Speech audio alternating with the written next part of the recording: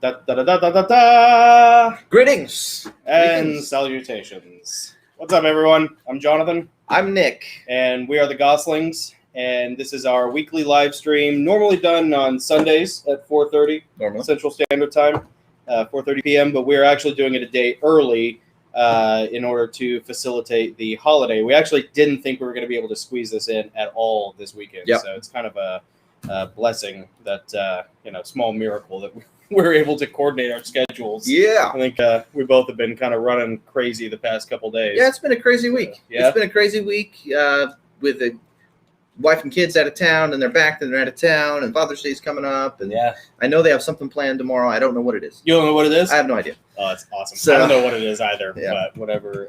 That's hilarious. Okay. You know, they didn't tell you? They didn't tell me. Okay. No, they know better. Okay. They know where my loyalties lie. Yeah, they probably, yeah. That's all right. Well, looks like bros before foes. I don't know. I couldn't think of anything that like rhymed with like kids or children or wives. No, I can't either. No, I can't either.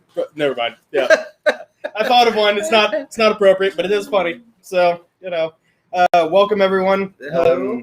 We got Adam. Adam and Dee Burl are What's on up, with Adam? us as well. What's up, Dee? Hello, guys. Good to see you. You guys probably can't see it. I might need to move this back a little. Let's see. I won't be able to get these in.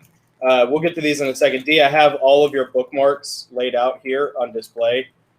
We do have the new coaster that Dee gave us right here, which is super cool. So I got my shipment of bookmarks in. So we'll get to that in a second. Anyways. Resin coasters, man. These are cool. Yeah. These are really, really cool. Yeah. I keep getting the glare sorry, got the glare on there. These are awesome. I love these. Very cool. We're glad you guys joined us a day early. Dee, Adam, thank you for watching. Thank you for being malleable. Yeah. You want to go ahead and do the toast? Let's do it, man. Yeah. You want to click the little thing? This is our caption. Yeah. It's our super cool caption. Yeah. We're live streamers. We do technology. We're YouTubers. We're basically like hackers. We're like computer geniuses, Well, we're hacks. That's for sure. Yeah, we're hacks. Yeah, we're compacts. Yeah. Comparable. Anyways, so let's start off with a toast. What are we drinking today? Today's bourbon of choice du jour is called Blackened. Blackened, yeah. Blackened. Is that blend of straight whiskey finished in black brandy barrels. Really? Yes. So you can actually kind of taste, because I sample these. Yeah. I always pregame. Samples like a third of the bottle. Just to make sure. This isn't full. Yeah. You may have noticed. Yeah, I did. Yeah, I noticed our Murray here has got some ability to breathe. Murray. Any of you out there, if you've ever played the Curse of Monkey Island game on PC, there was a talking skull named Murray. Curse of Monkey Island was basically like the inspiration for what became Pirates of the Caribbean, the movie. That's true. Yeah, that's true. They drew from that. They had to. Was it? Yeah, I think one of the original producers or writers for Curse of Monkey Island, and really all the Monkey Island games, was one of the head creative guys in the production of the Pirates of the Caribbean. Wow, cool. That's why there's so many similarities. Okay. But anyways, I can also hear the Metallica song Blackened playing in my head. And you will be able to taste the brandy in this. Yeah, you can. It's very, very obvious. And I believe I start this time. Yeah, I was going to say, it's your turn. Yeah, go ahead. You guys, if you have something to drink, if you have a libation, coffee, your tea, Earl Grey, water, sweet tea, or liquor, whatever your choice is, raise your glasses, and we will go through, we'll do our motto. Yep. Take up the broken sword of your father and strike down the darkness.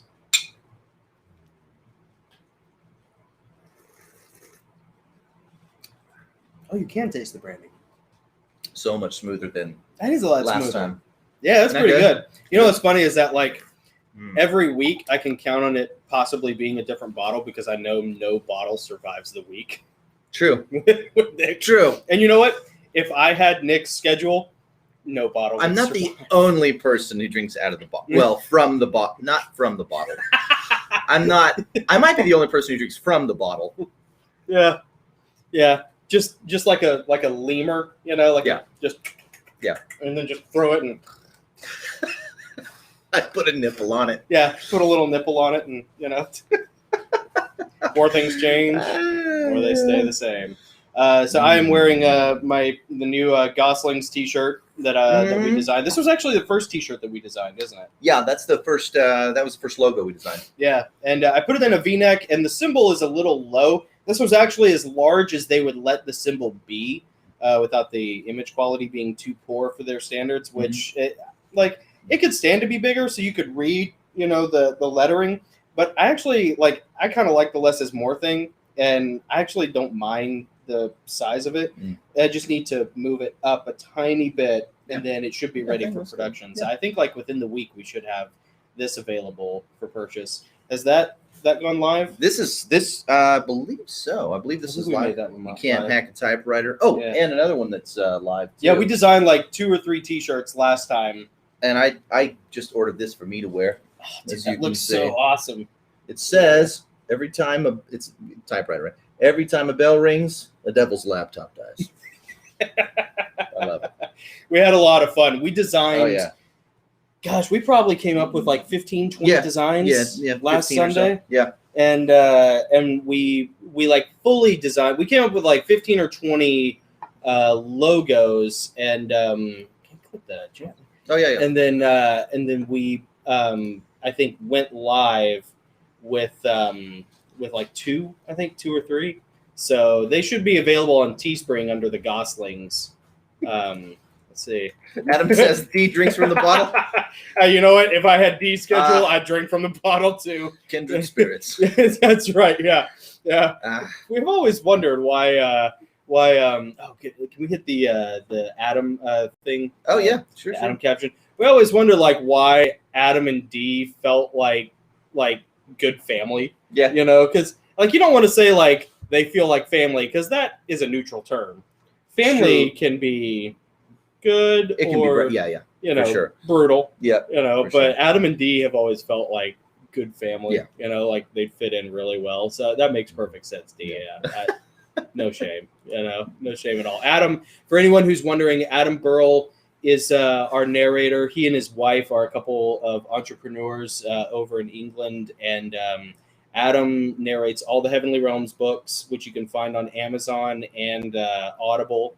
And then most of the Travelers League books. Yep. And he's great. He has his own YouTube channel. Is it Adam Narrates or Adam Burrell?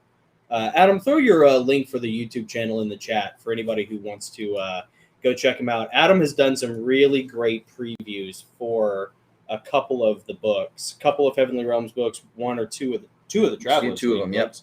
Yep. And man, he put music to them, and they are amazing. Yeah. Like in the Heavenly Realms one, it's the Battle of Benediction. It's a big battle where like Lucifer reveals he was Satan and he makes his bid for the throne. And the music, the like hammering orchestral trumpet music that he put to it, it like made it sound like Warhammer 40,000. It was it's just as epic. Yeah, it's absolutely killer. So, and then his wife Dee makes resin crafts. Such as the coasters that you see here. She also, I got my shipment in day before yesterday of bookmarks. She has made a series of Heavenly Realms bookmarks that are amazing. So she's done one for each of the books that are published so far, each with the corresponding cover and logo. We'll see if we can put that minus the that looks good. Look at that. There we go. So that's the cover for the first book. That's the first bookmark. So cool. Yeah, it's got the logo in it. And she did this awesome packaging on the back, which has everybody's like contact info with a tassel. She did them for all of them. There's the one for Grey Aegis. There's the one for Sturm and Drang. Those turned out really beautiful. Yeah, I like the color. More vibrant even than the samples. Yeah. And ironically, this is the cover, or this is the bookmark for the fourth book, Triptych Codex. The cover itself is a little lackluster, but the bookmark saves it. It's totally saved it. Like the bookmark is better than the cover. You know, that's what you get with Dee's work. And then Wayfarers, the fifth book. This is technically out on Amazon as well. Adam is in the middle of working on the narration for it, and he's also doing a sort of a soft, mild edit on it. That's why I haven't made any announcements or promotions for the fifth book yet. But as soon as he's done with that, then I'll start marketing it. I also have the special edition of Empyrean Falling out on TaurusNecros.com. I'll post a link for that as well if you guys want to. If anybody out there is like, oh, I want it in hardback, I want a map, I want like it to look and feel like a big book because it's like 650 pages. It's 50% larger than the paperback version. Extra material, old material, new material. It's like the special director's cut, kind of. So it's basically all summer reading. All summer reading. Yeah. Thrown into one. Right. So, but yeah, we love Adam, we love Dee. They're over in, is it Suffolk? I think is that. No, they're in not East Anglia. The other one. They're in the eastern side, north of London, kind of northeast of Oxford. That's right. Yeah. I remember the name of that. I can never remember the name of the town. It kills me. Yeah, they're killer. We absolutely adore them. Dee makes a ton of different resin products. I had her make a little trinket box, a green. I saw that trinket box for Cameron. He loved with it. all the gears and cogs and everything. She made a tea tray for Aunt Audrey, and she adored it. She was like blown away. And then Aunt Audrey is hard to impress. She spent more time telling me about how she saw Prince Charles' wedding. Isn't she the same age as Elizabeth II? She's the Queen. Be. Yeah, I think that's one of her. Yeah, one of the things she boasted about. Like she's like the Queen. In America. Yeah. She's You got to back up, is all I'm saying. Yeah, Things go south. Yeah, Audrey will just step right in. It's going to be like King Ralph, the movie King Ralph. Yeah. They all take a photo and die because there's some circuit loose, and they all get fried, and they have nobody to send to the throne, so they go through. They're going through all of the genealogical records, and they get to Ralph. In Pittsburgh or wherever he's from. Just hardcore. John Goodman, hardcore American. Oh, yeah. Yeah. It's going to be Aunt Audrey. Yep. And she would love it. Yeah, good. It's about time. Yeah, you're welcome. Maybe I can get around those firearm importation laws and I can finally have some property out there and not have to worry. Yeah. Perhaps. I'm related to royalty. Perhaps. We can get a castle. Yeah, but you never know how much time you'd have with her reign. Oh. Decades. Probably. Aunt Audrey's not going anywhere. I mean, trust me. Actually, what was funny is Adam was sending. We were talking about. I think it was like 3 weeks ago, where we were talking about houses because I was like, Adam. I was telling about him how Aunt Audrey and my great uncle, Uncle Bill, had a Tudor style house in Franklin. Remember the big house up on the hill? Yeah. And with like the cross beams and like in the white and the dark wood, it's beautiful. And I was like, Adam, can you even still buy stuff like that in England? Like, can you find anything like that anymore? He's like, oh yeah, there are loads. And he started sending me real estate listings, and there was one that had like an interior balcony where you could two people could sit looking over like the dining room. Oh man! And I immediately down on your guests, right? Yeah, and I immediately thought we should totally buy that and then do our live streams from there. From the balcony. Welcome. Yeah. Except there'd be no one there. So we just have to fill it like how they do it like sports at baseball games. We'll have multiple cameras down in the seats looking up at us, and we'll just change perspectives. Yeah. We'll have a foot pedal. We could just almost, just switch between the two. Yeah. Yes. So, oh, yes. Perfect. Bury St. Edmunds. Bury St. Edmunds. Yeah, it is Suffolk. Okay, that's what I thought. Yeah. Yeah. Okay. Yeah, okay. See? Yeah. That's the other nice thing about having Adam and Dee on board is they're nice little fact checkers whenever we're like, I don't know, it's like something like this. I don't, you know, whatever. So, anyways, we can review? Sure. Yeah. Yeah, let's do weekend review. Let's go. What have you been doing? What have you been working on this week? Pardon me while I pick my nose. Really, you know what? Probably trying to figure out how to do the next, end the first act of Sasquatchalypse. That's been the hardest part, is trying how to focus on that. Actually, honestly, a lot of my work has been doing the social media stuff for the gun shop. Yeah, that I work at, and that's why occasionally on my author Jay Goss, you'll see pictures of guns show up, but they won't last. I'll delete them, because the thing is, when you take a picture with your iPhone, there are a certain number of filters and edits and stuff that you can do, but Instagram has a more in-depth and useful utility bar of edits that you can do. So I'll run all those pictures through Instagram, and once you run them through Instagram and you post them, it saves them to your phone. So then just go back, delete the Instagram post because of cancel culture. You kind of don't want that stuff. Yeah, for sure. I went through and scrubbed everything firearm related from all my accounts, you know, which is really it's kind of tough. Yeah. It's a big part of my life. But it does save those pictures onto your computer, and then you can, or on your phone, and then you can take those and post those to the Facebook page. Yeah. So things like Vignette, where it darkens everything around it. So if you get a soda cup in the back, or a price tag, Vignette. Vignette's awesome. Yeah. So it's been really cool, and we got some cool ones that we're working up. I took some pictures today, and we'll take some more pictures maybe on Tuesday. So nice. And it's been good too because it's got me around guns more, so I know how to do the Sasquatch lips thing a little bit more. Yep. So, but you right up close and personal with your research. Yeah. Like all day, every day. It's all taxed. That's cool. How's it come? How far into your draft are you?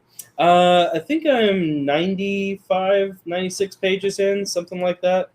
So I got. I should, if I sat down for one night, I could crest the 100-page mark pretty easily. Okay.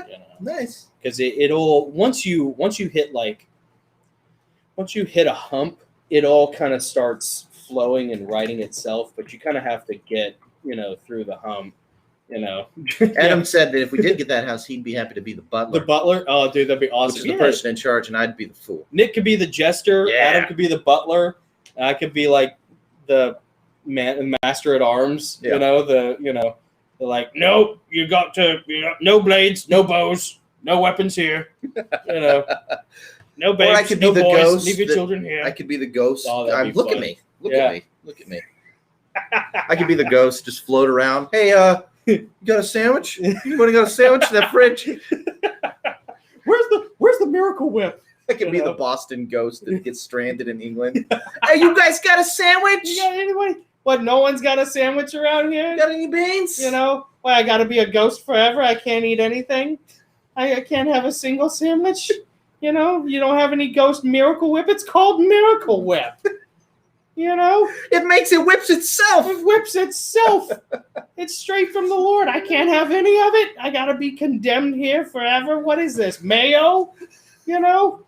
Jeez. Ghost can't get a break around here, no matter what he does. I'm gonna go out west. Maybe I could find some tea and get back to England. I'm gonna go swim around in the harbor for a little while. Swim in the harbor. If you guys really want to laugh, the two funniest Saturday Night Live skits I've seen in the past probably 5-10 years are the Bill Burr, Samuel Adams commercial. Where yes, the real Bostonians. Yeah. And then the one with Casey Affleck for Dunkin' Donuts. Yes, those are good. If you want quality, making fun of Boston, making fun of the Northeast. Oh, dude, it's so good. It's hilarious. Yeah. So good. So anyways, what about you? What have you been up to? I wrote 2 more chapters of Easel Bancroft. Nice. Which is great, and it's turning into a mystery. Ooh, it's a really? Mystery, yes. It is a mystery, yeah. He's got to solve the mystery? Yeah, oh yes. Someone gets murdered at the school. Whoa. And the baseball that Easel stole and hid is connected to the murder, and so he goes back to get the baseball that he hid, and it's gone. Oh, yeah. Okay. So he's got to solve the mystery of where the baseball went, figure out who took it, and it's definitely connected to how the person died who was murdered. Oh, yeah. And he's got to make sure he doesn't get blamed for everything. He's going to really freak out. Very cool. Friends have come along, the friends have identified themselves. Yeah. That go with him through this mystery. Team. Yeah, kind of, yeah. Yeah, and you don't know who. A lot of great suspects. Really? Yes. How many pages are you in so far? About 8,000. No, I'm sorry, 8,000 words. I don't count pages. Oh yeah, I don't fair count pages. Yeah. That is an interesting difference between Nick and I as far as writing. I look at pages as my metric, and then Nick tends to look at word count as his metric. Yeah. Yeah. Which is probably better, to be honest, if you're a new writer, to look at word count, because depending on how you want to format your book is going to determine your page numbers, unless you write in the format that you already know you're going to. Font size, spacing, page size. All that stuff can fluctuate depending on, it was the same thing with the special edition. I mean, that special edition technically is 50% larger, 200 more pages, but when we dropped it down from that 6.69 format into that 6x9 format, it extended the number by 50 pages. Yeah. Which was a nightmare for the editor, because he had to go back and renumber all the chapter indices. Ouch. That's another thing. If you're an aspiring writer, if you're looking to get into writing books, you really have to determine for yourself whether it's worth it to have a chapter index. Most novels don't bother with a chapter index. True. Because for a publisher, they might change formatting and they don't want to have to redo anything. Good point. If you notice, like a lot of books, I mean, they'll still number their chapters, but they don't. There's no, there's no index that you can go to see what page those chapters start on. Yeah, that's I might skip that for Easel Bancroft because I don't know how long it's going to be. Really? I don't have a target word count that I'm going for. Oh, okay. I just want to get the whole story told. Yeah. And it might be longer than normal. It might be longer than one of the Travelers League books. I don't know. It might, maybe not.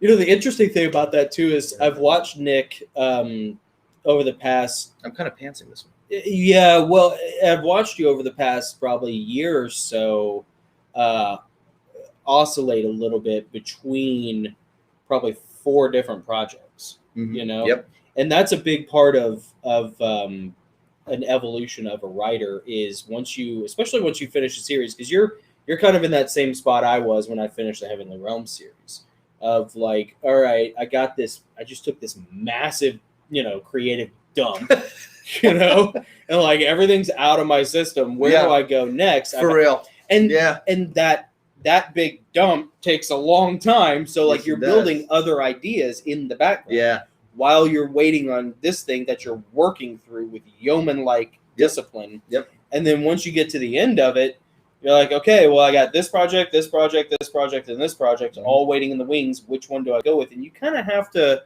like, pull on those, and see which, which fish, is like, or which line has a fish. And I have 25% drafted 3 or 4 different books. Yeah. And you're exactly right. I keep jumping back and forth. There's a book about Dad. There's the Tiki Niki adult novel. Yeah.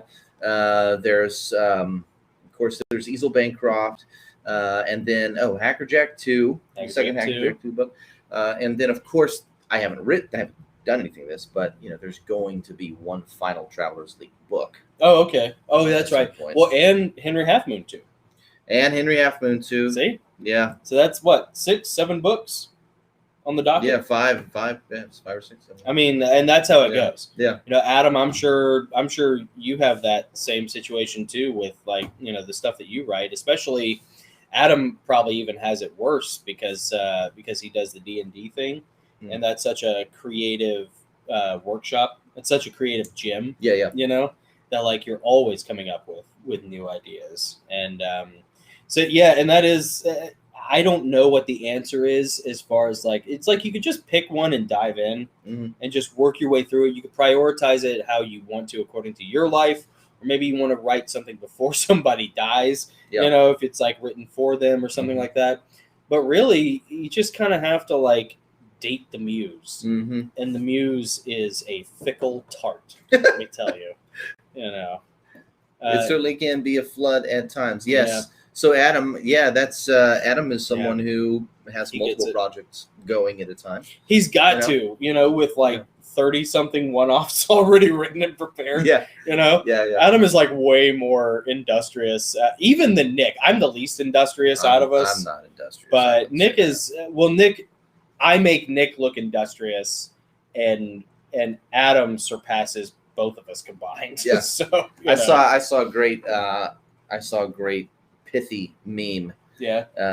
I guess it was on Instagram, and it said, being a writer is 10% sitting down and forcing yourself to write, and 90% not getting distracted by the internet. Oh my gosh, yeah. It's the truth. Kidding. It's the truth. Even at 5:30 in the morning. Yeah. Oh, the internet's still there. Yeah. Oh yeah. Yeah. Oh yeah. Yeah. There's no Indian with the color wheel and static on your computer before 5 a.m. There's no,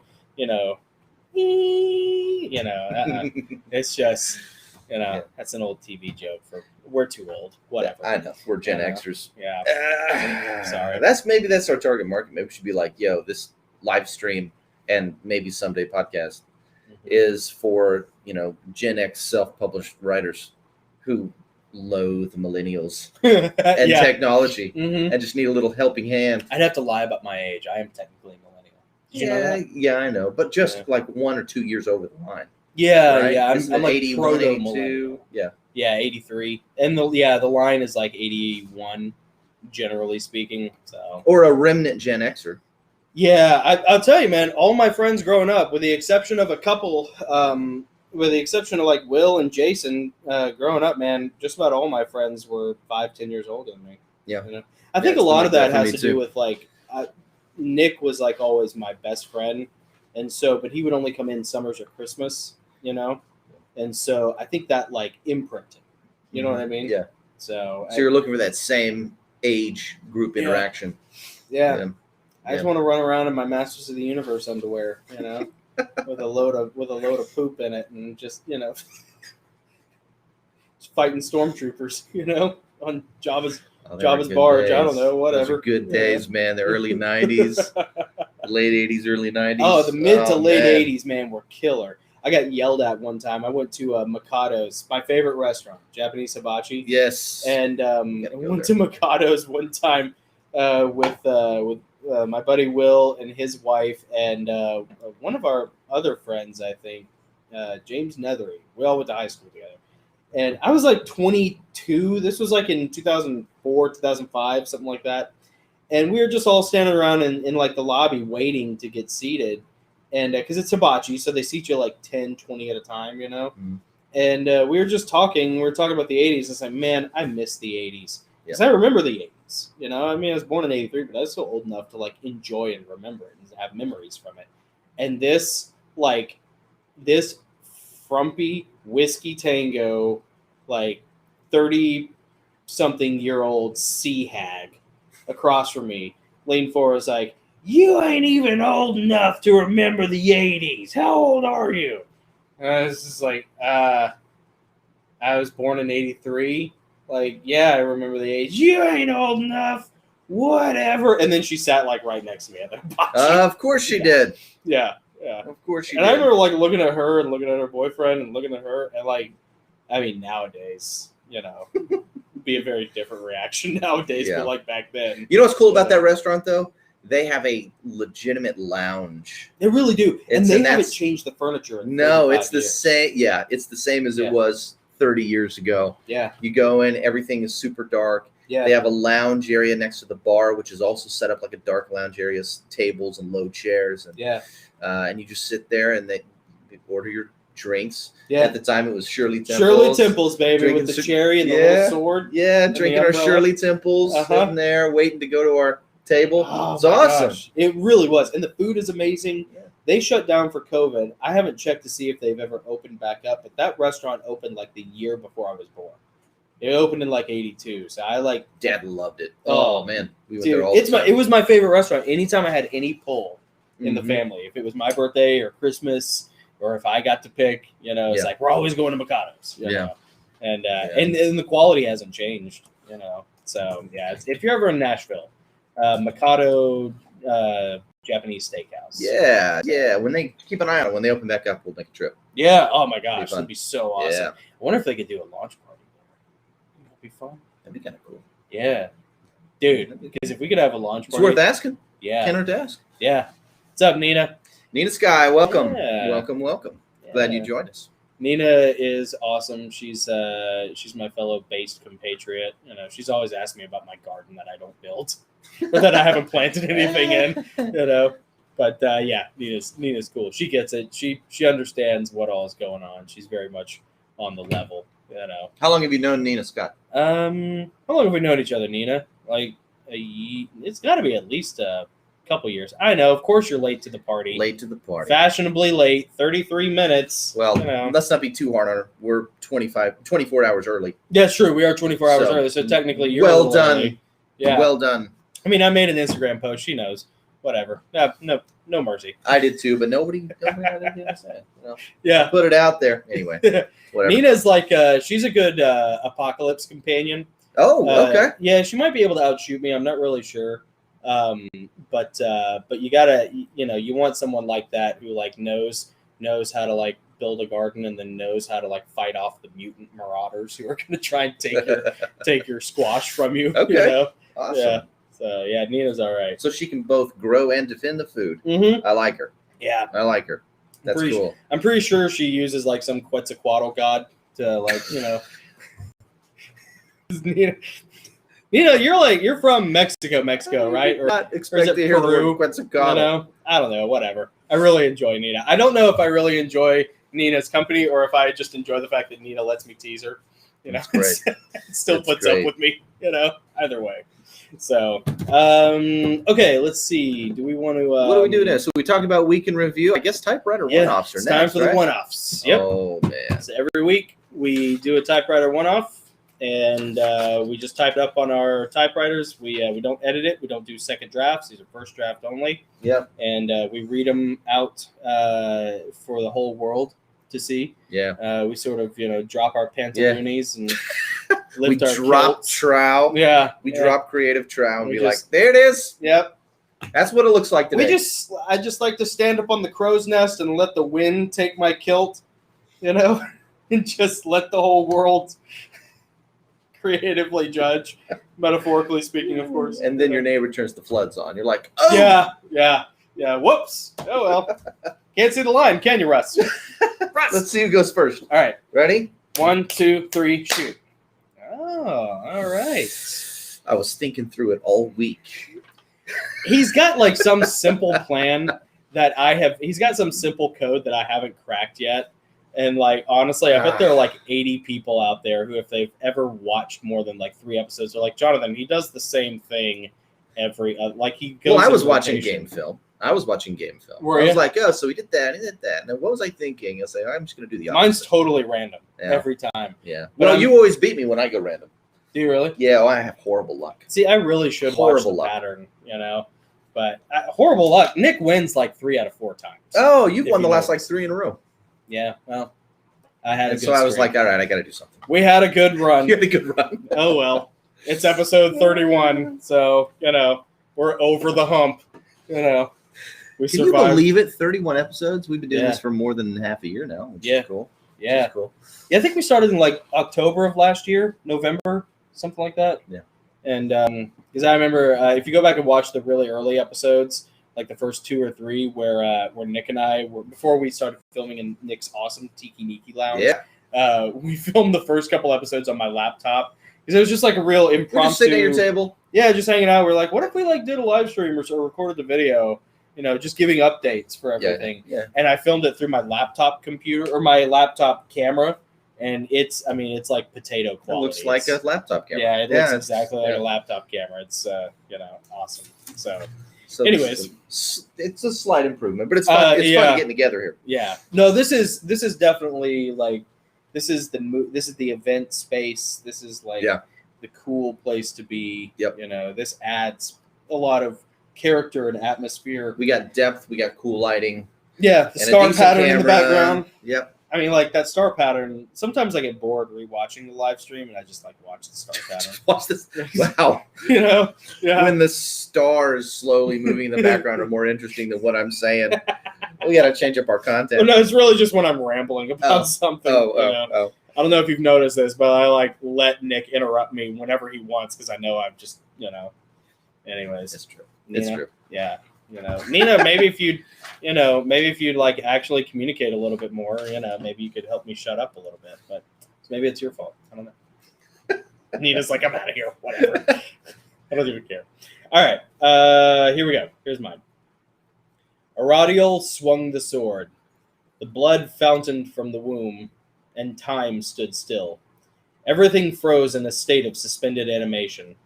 The cry of the old warlock hung suspended in the air like a vibrato opera singer's final note, waiting for the glass of the universe to shatter.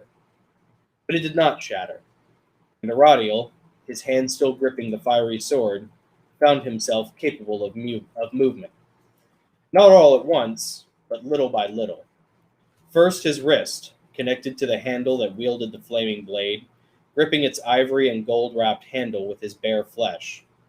He had torn off his gauntlet the night before when trying to start the watchfire. It had been freezing, and he had cursed his ill fortune as the bitter cold stung at his raw flesh and exposed skin. But now he saw the beneficence of it, the boon, the truth of his circumstances' reconciliation. Next was his forearm, which pivoted at the elbow, allowing him to draw back the blade, away from the gushing stream of dark viscera bursting from the warlock's throat. No one had ever tested the imperial energies of the fiery blade on tainted fluids before, and Aradiel was grateful not to have to be the first. After that, his shoulder flexed, allowing him to bring the holy sword farther back, wielding it behind his head so that enough torque and movement could be used for a second strike if the first did not take. He felt his lungs flood with the warmth of life and circulation, and he breathed.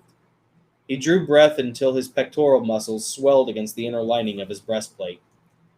He felt his pulse thundering in his veins like the racing hammer of some ancient god, forge god, given reprieve by the one true Lord to perform his sacred duty upon this plane. His eyes were next, searching and scanning the tomb around him. He found himself licking his lips as he turned his head ever so slightly to see shadows lurking on the edge of the fiery sword's light.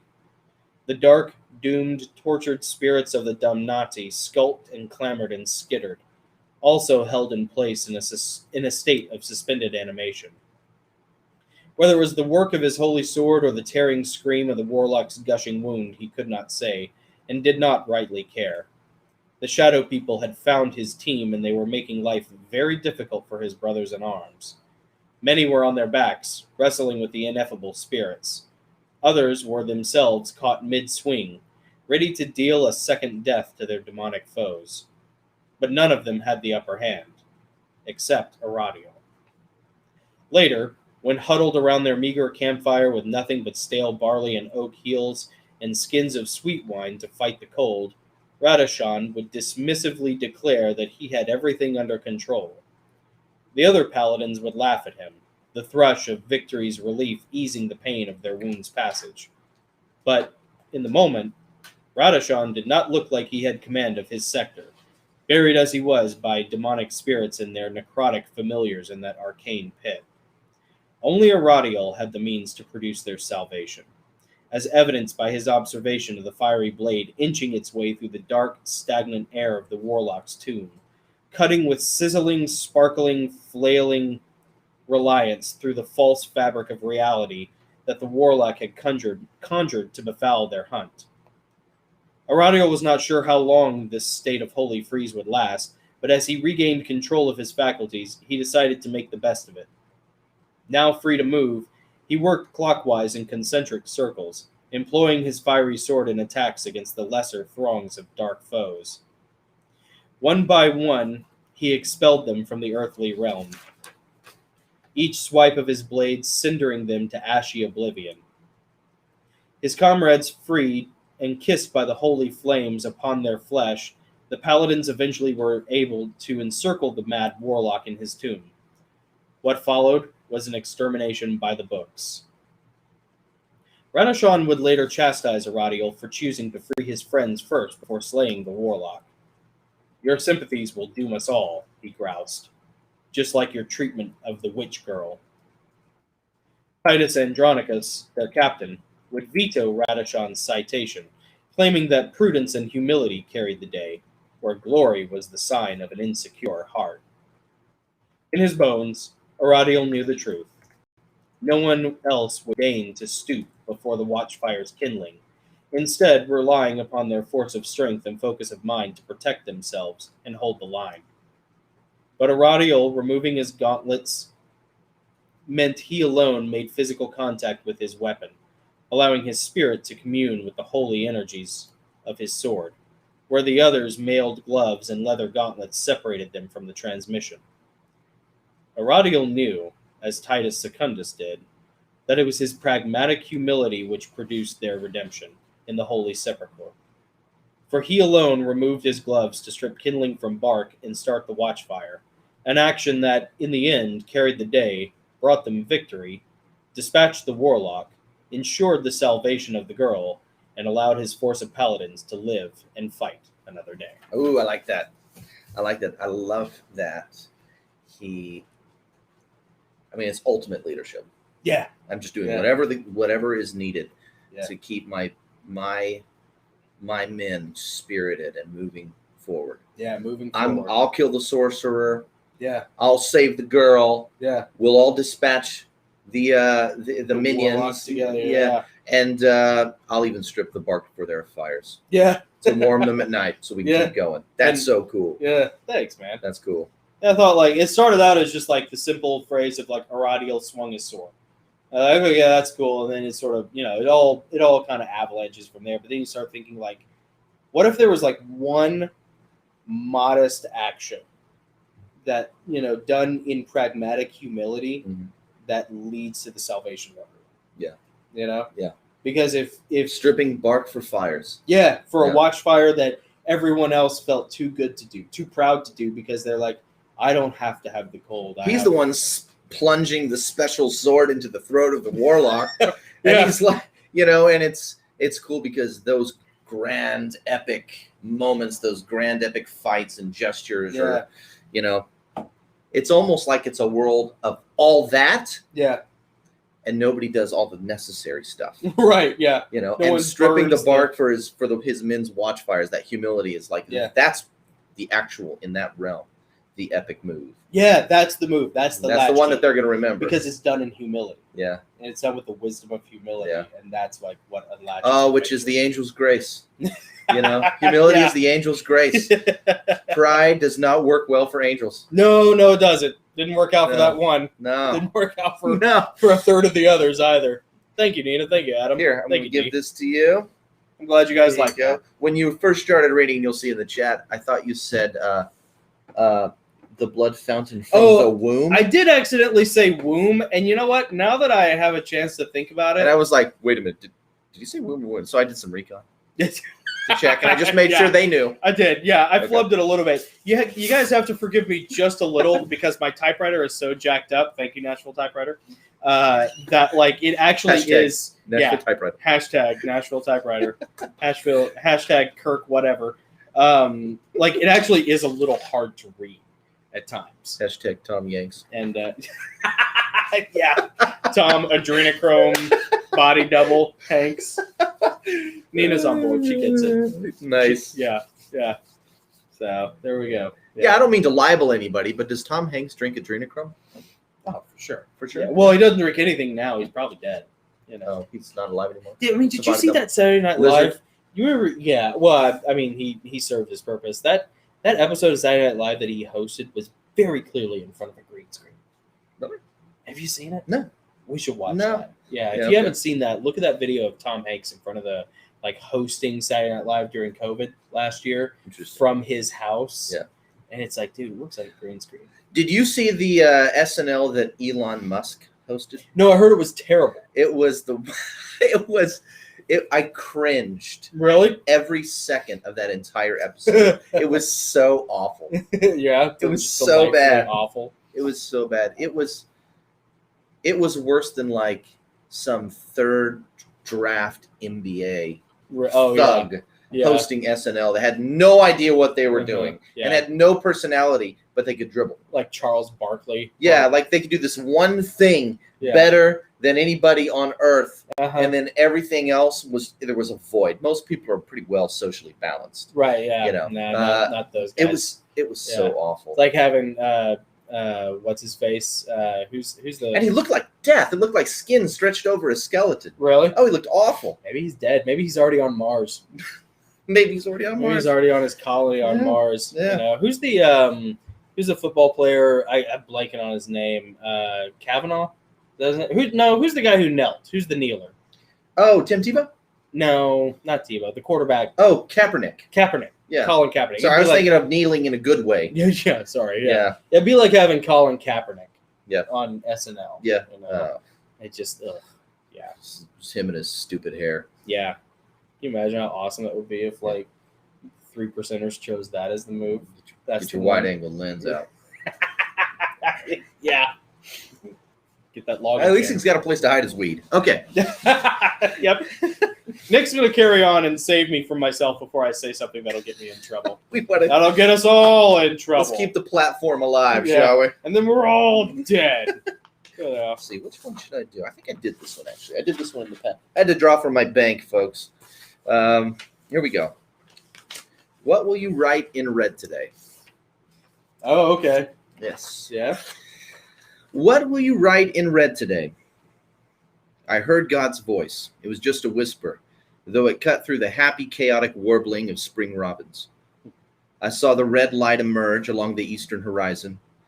a thin strip of deep red wedging its way under the black sky. It looked like my typewriter ribbon. And just as I began to unwrap the metaphor of how the day ahead was a blank page, that's when I heard him. What will you write in red today? This day was going to be like every other Monday in every other way. I was going to punch through the day, saying the same old things to the same old people, completely forgettable. No impact, no opportunities for a greater work to be done in spite of me. What will you write in red today? Will I sing love songs to my wife?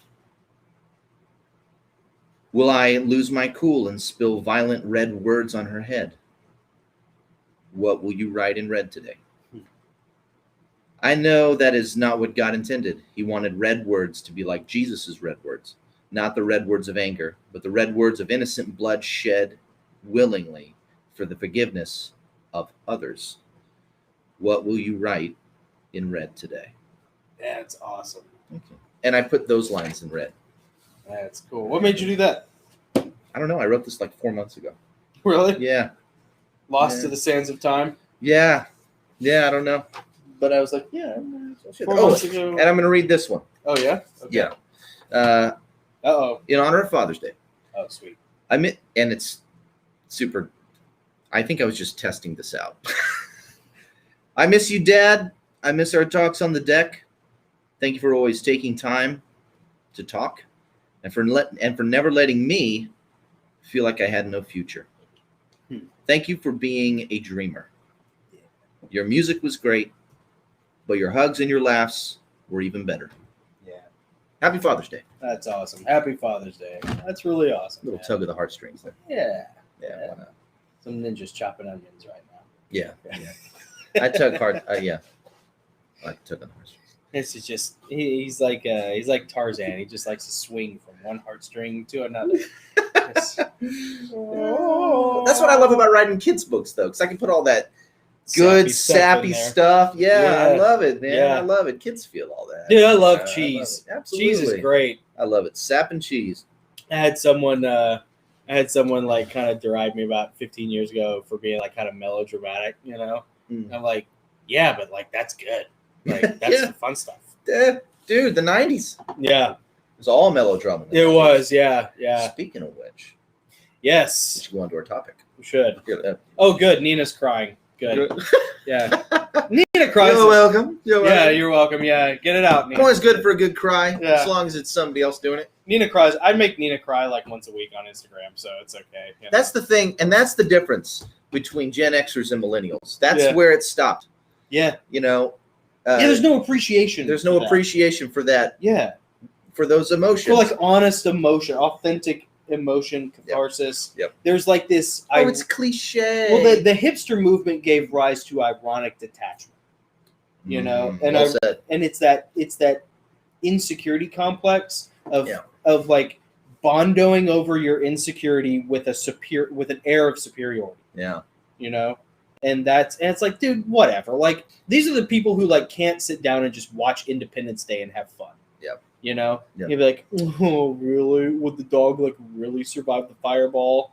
You know, and it's like, dog, just enjoy the movie. Right. Like, just shut up. You know. That's why they secretly hate themselves in their lives, because they don't let any of that other stuff breathe. Like real emotion.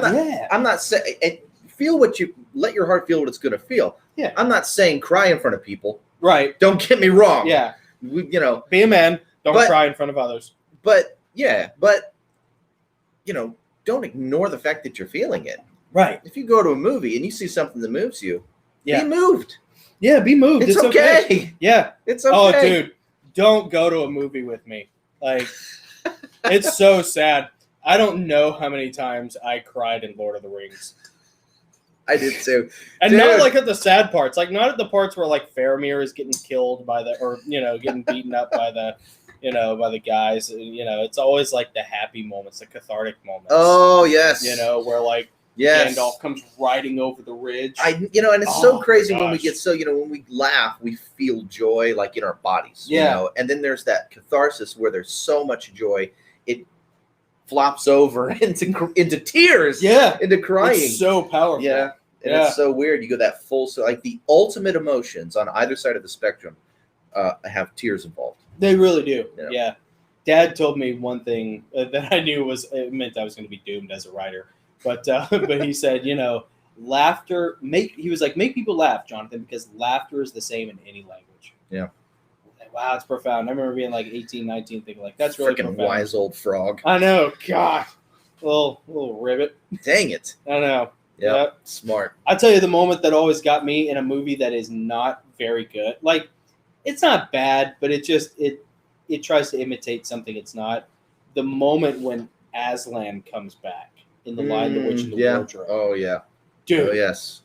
Oh, my gosh. When he comes back and he jumps on that rock and roars. Yeah. I was like, not when he comes back with the two girls, but like the moment he's resurrected and they see him. Yeah. Oh, forget it. Yeah, I was on a double. Forget it on that, and needless to say, we're not married. that's not why. No, that is not why. No, that's true. She was cool too. She liked Babylon 5. I should have married Belinda. I'm sorry, Belinda. Yeah, it's my bad. Is she married now? Oh yeah. Does she have to be? To her. I don't think anybody has to be. Okay. The only thing you have to do in life is die. That's true. And pay taxes. Yeah. Those two things will happen. I mean, not even death and taxes. Death will come sooner if you don't. True. So, welcome to America. Freedom. Just kidding. All right, let's my ungrateful colonial shirt on. So speaking, let's do subscribe. Yeah. Before we go on to our topic, let me hit the button, do the thing. Okay, subscribe. Subscribe to the Heavenly Realms YouTube channel, and also hit the little bell up in the top. That way, when we go live, you'll get a notification, and you won't miss out on the live chat, which is the best part of this whole thing. Yeah, it really is a lot of fun. It's the best, because we can actually interact with you guys live. Yeah. Or you can also go to Facebook and join the Gosslings Writers Group. Yes. Just click join. That's all you have to do. And you'll also get notified by Facebook that we are live. And you can also participate in the live chat through Facebook. You can do it through Facebook or YouTube. And maybe someday we'll transition, or not transition, but also have a podcast version of the show. Yeah, we're thinking about doing that. We both been pretty busy, I think, this past week, but we both have the article that my marketing manager sent us. It's possible. It's doable. In fact, we probably should talk about that tonight. Yeah. On how to do that. I'm just saying, podcasts are just going to, once we go podcast with this, once we take this live stream and then put a podcast version of it out there, we're going to start getting a lot of people. Yeah. And they're going to start jumping on the live stream at some point and commenting. So all these early people, like you guys are the founding members of the Gosslings. The elders. Yes, you're the elders. Yeah, exactly. Or you're the level 33. You're the 33-degree Goslings is what you are. Yeah. So hang in there with us and keep chatting with us, because we love this. I look forward to it every week. All right. Now that we've solicited you to join and follow and subscribe and do all the things, let's go into our topic. Yeah, the topic time. Da, na, da, da, da, da, da. That's amazing. You remember the music.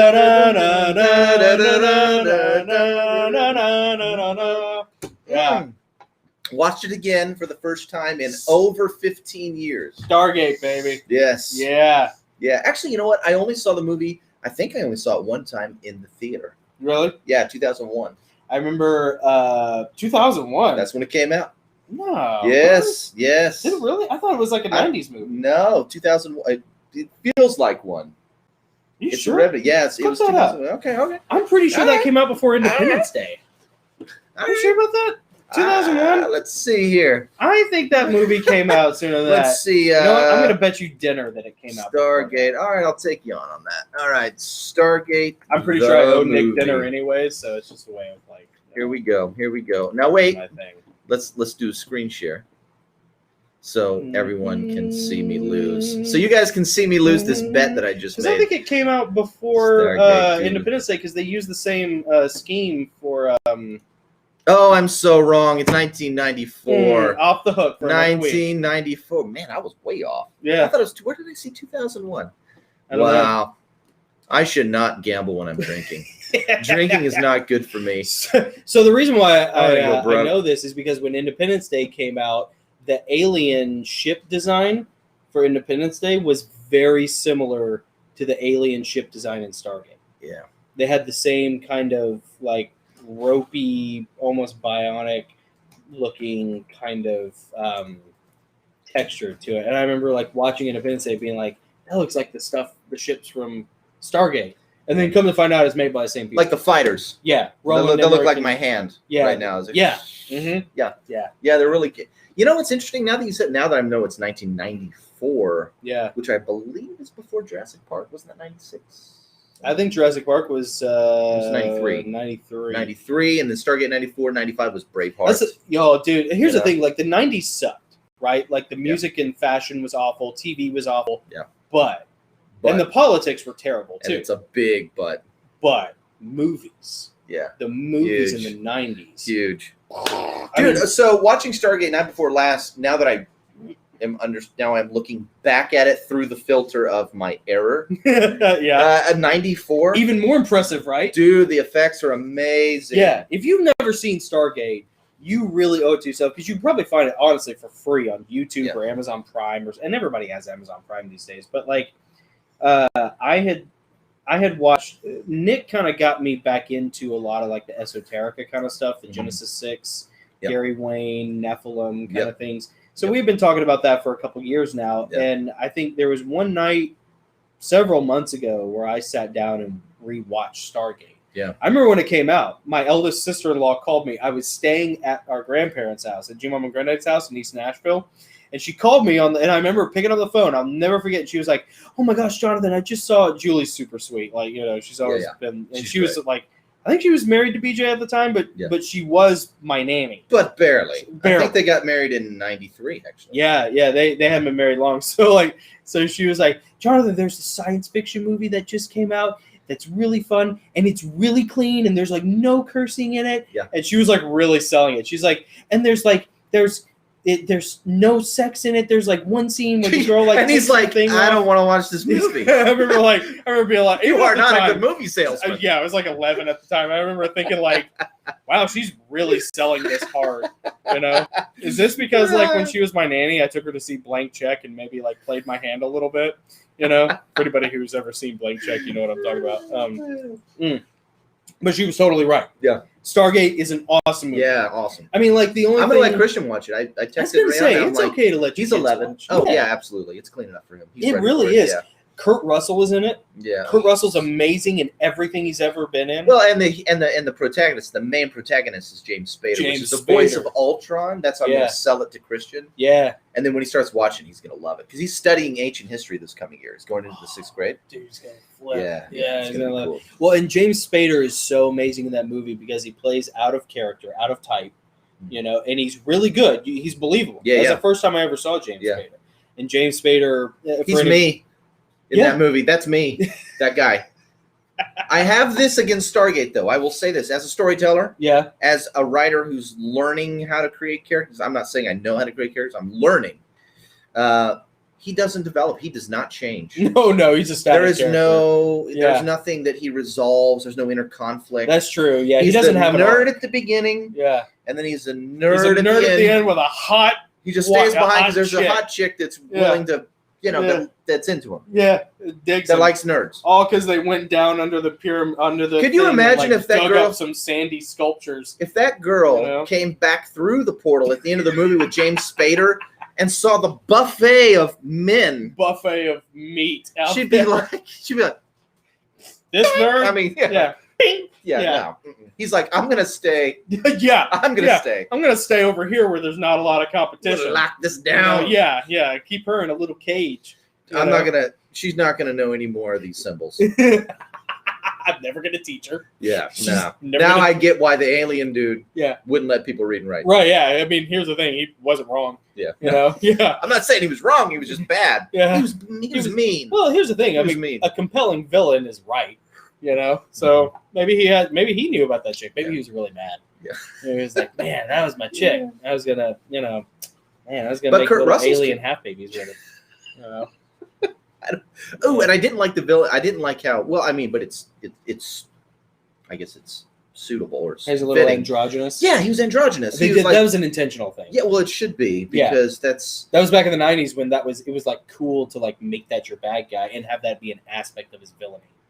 Well, that's an aspect of. But now it's naughty. Yeah. Oh, you couldn't get away with that now. You couldn't. No, now the good guy would be androgynous. Oh, that's right. Yeah. That's right. Yeah.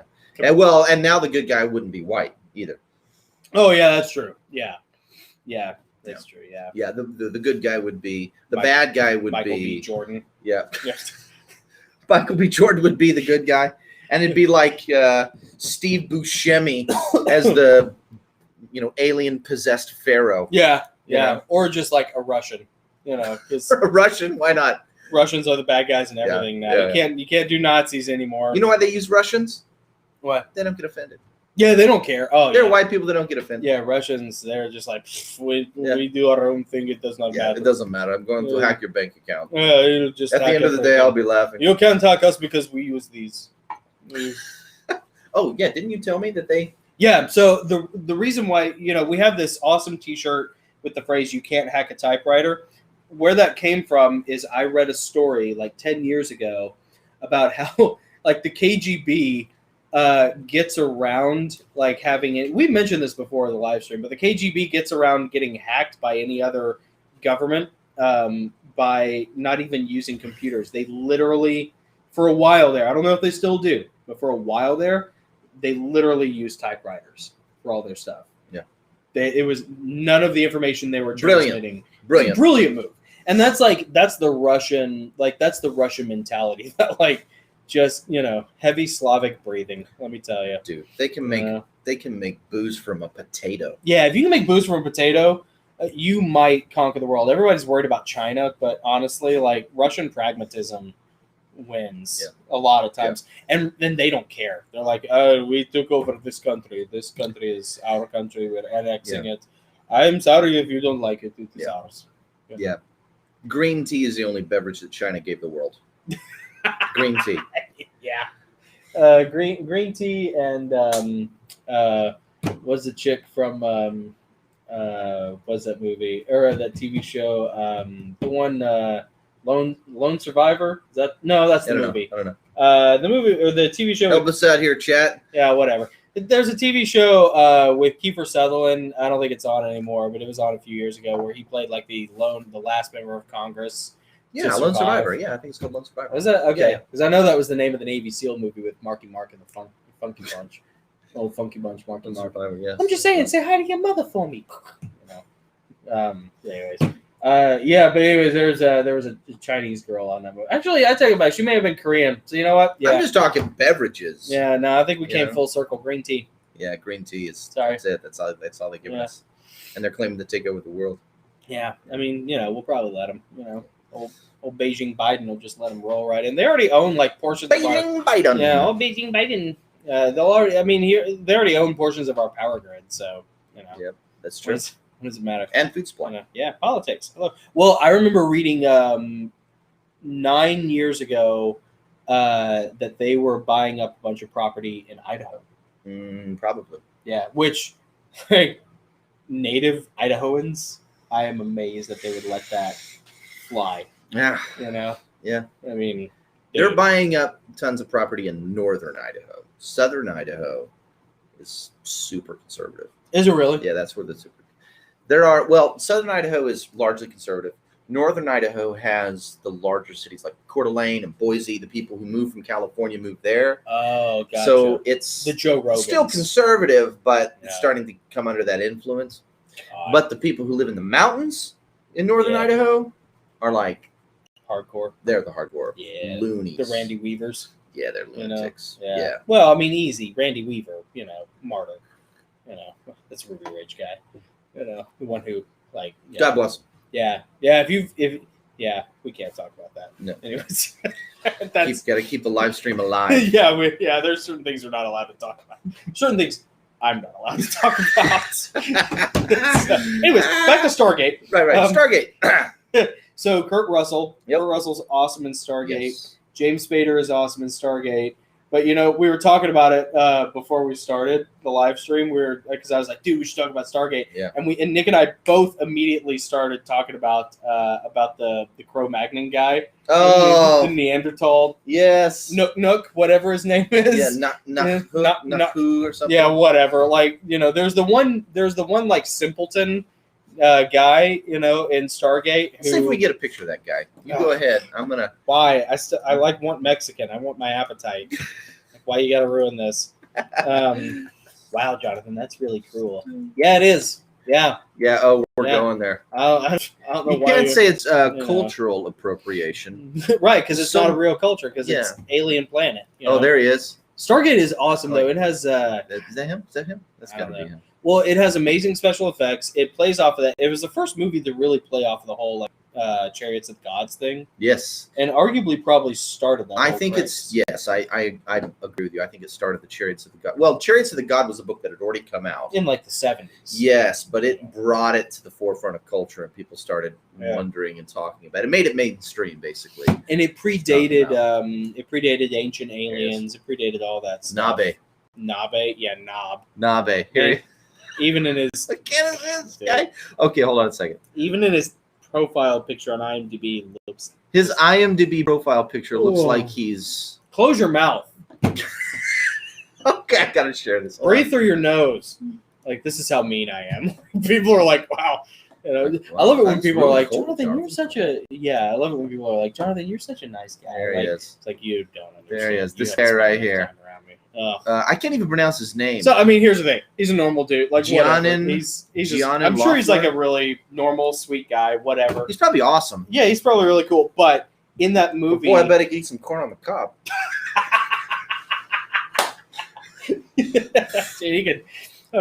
He could strip a carrot in seconds. He could whistle all three parts to Dixie at the same time in harmony. You give him a piece of hickory, he'll have you a corncob pipe, and he'll have you a fisherman statue. And he's like a dwarf dude with Nephilim teeth. Yeah, he's got like Neanderthal head, and so like he was like the buddy in Stargate of like the younger guy. And when he dies in the movie, spoiler, it's supposed to be this sad thing. Yeah, but they didn't develop the character, else you didn't feel bad for him. It's like watching a deformed circus clown. Dude, I hated looking at him as he was like a scary looking clown that was on the good guy team that you didn't care about. Dude, I was so, even at 11, I was just like so irritated by his presence, because he was also his character was kind of dumb. That was like the big thing. Yeah, was that his character was kind special of needs. He was special. He was on the not on the spectrum. He was probably.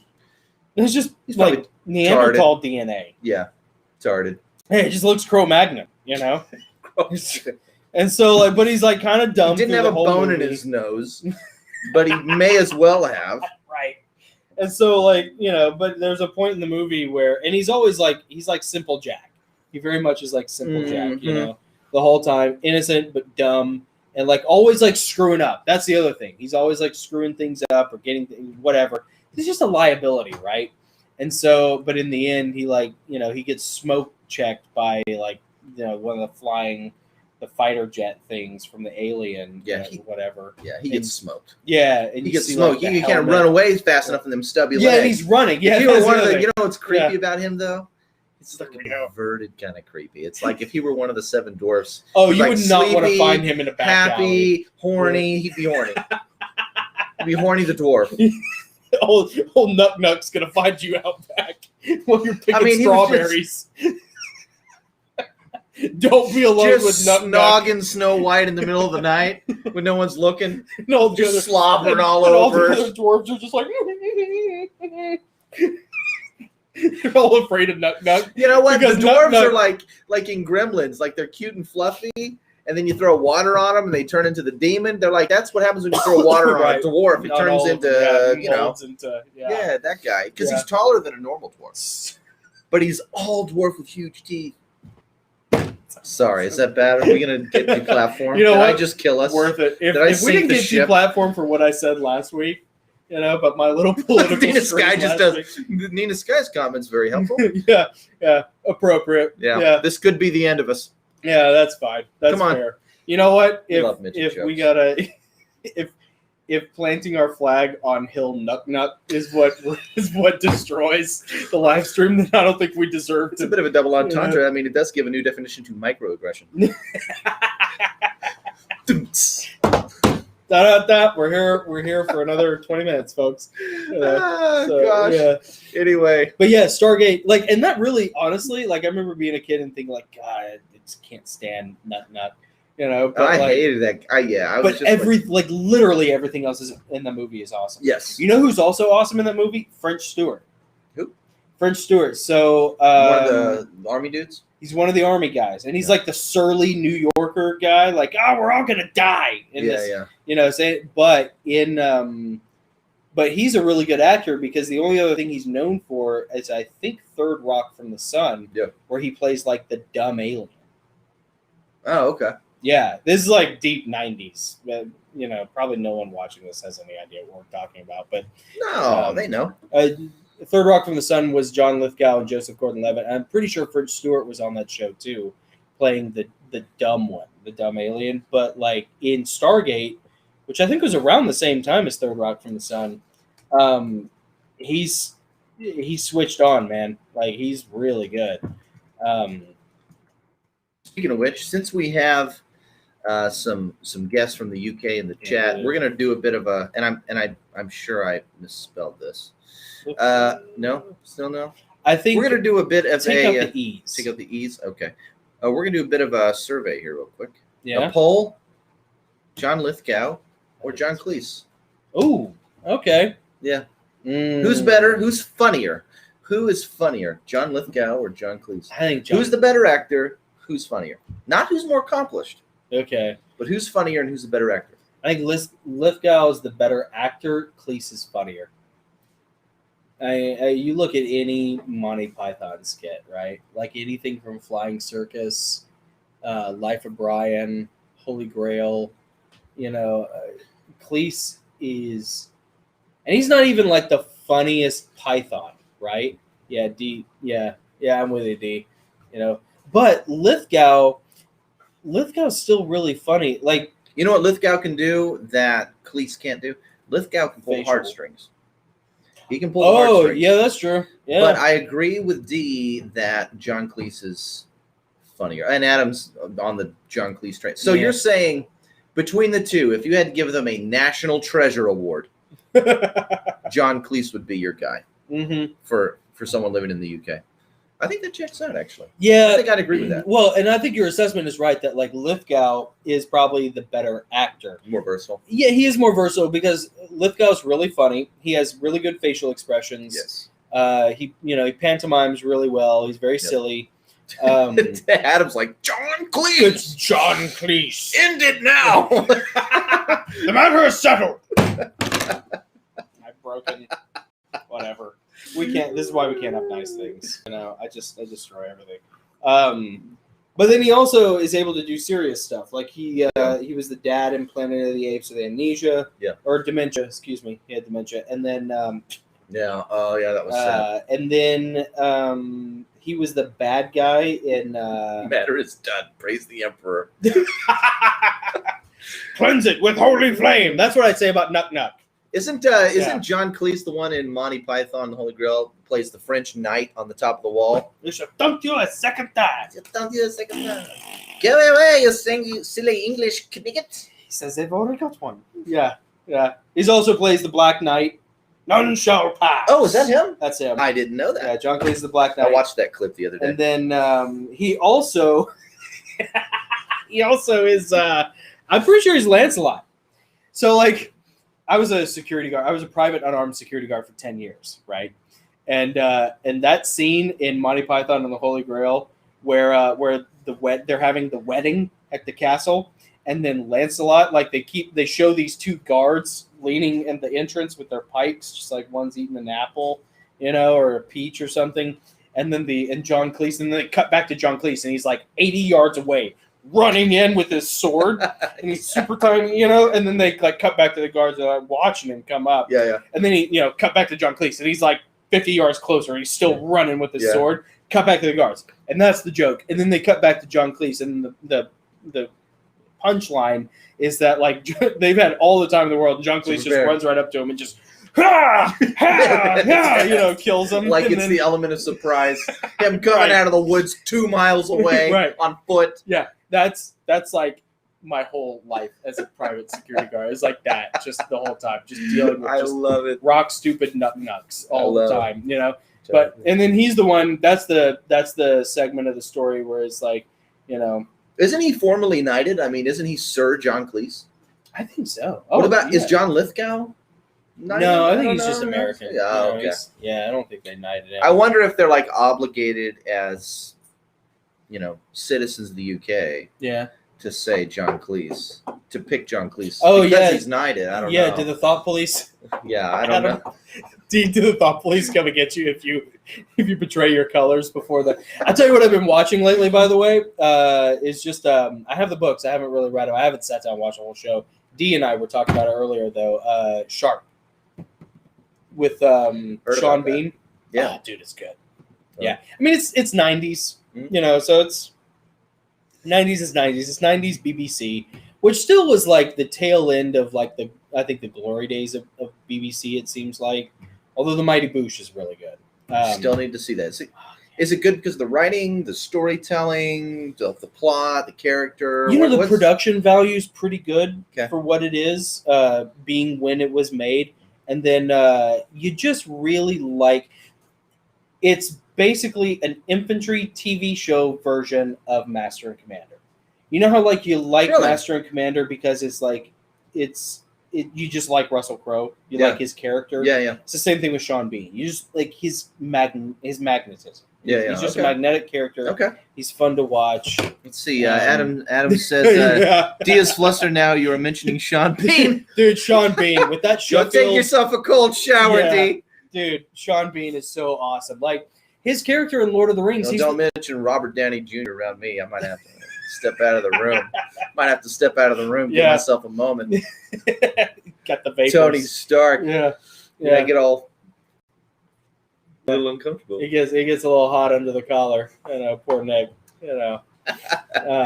That's awesome. No, Sean Bean, man. Well, he's always good. He was good in GoldenEye as Trevelyan. He's great as Boromir. Dude, and Boromir's the best character to me in Lord of the Rings. And he's fantastic in Ronan. And Ronan, we were talking about Ronan in the chat earlier. Yeah.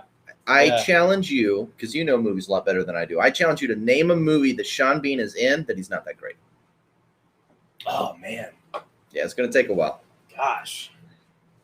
That's a tough one. Do this to me. Adam might be able to do it, though.